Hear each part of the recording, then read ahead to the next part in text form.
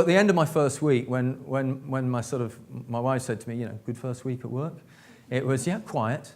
We'd had winning the Olympic bid, the tragedy of the London bombings, and setting a target for 2012. So there we go. It was an interesting job from the start. I suppose I'm very fortunate to have had a very varied leadership career. So I've been a chief executive in the private, public, not-for-profit sectors, and I've also learnt a lot of my leadership in my time in the military. So actually what's fascinating is, even in those diverse environments, I suppose with my experience I've started to understand what are the common threads of successful leadership.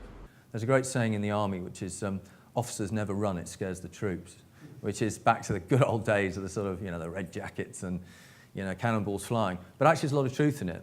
People will emulate their leader. If they see you panicking, if you're doing things, it will not make them feel easy. And I've had personal challenges. I've been treated for throat cancer, and that was a big challenge for myself and my family. It's a great barometer of what's important and what's not.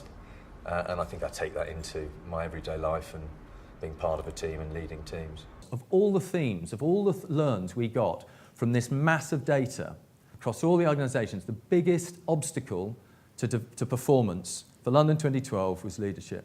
It's emotional. Leadership is an emotional relationship.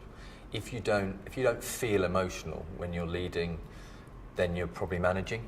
Sport doesn't do everything well by any means, but it is brilliant at feedback. You listen to sort of the rowers talking; they'll be brutal with each other, absolutely brutal, because they're not. It's not personal. They're talking about performance. That's separate to the person, and that is really key. And high-performing organisations in sport are really good at feedback. It's just part of their day-to-day life.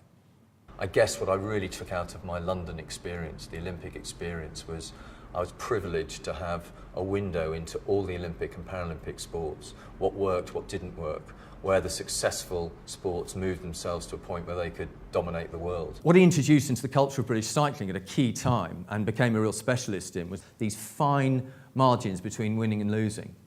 And the aggregation of marginal gains was not only the ability to pick up these small things, but the ability to take apart, like in his case, like a bike, take something apart, his organisation, look at all the component parts, maybe polish them up a bit, put them all back together again, and make it go faster. But in everyday business, and I think sport, you need to be able to influence. It's not just networking, it's understanding other people's agendas and how you're going to affect those. As a younger leader, I would tend to just drive things on, and perhaps if I'd been smarter around how I could influence those around me, it would have been easier and we'd have got further quicker. Was it about medals? No, it wasn't about medals. I mean, medals are objects, but the thing that I took away from the game is about belief. Suddenly we had a nation that believed. Whether it's sport, business or anything, it's got to be worth it. You've got to be passionate about it, or why do it? Why waste your life? And I think that's, as leaders, what we want to bring out in the people that we've been entrusted with is actually create passion for them and an emotional link.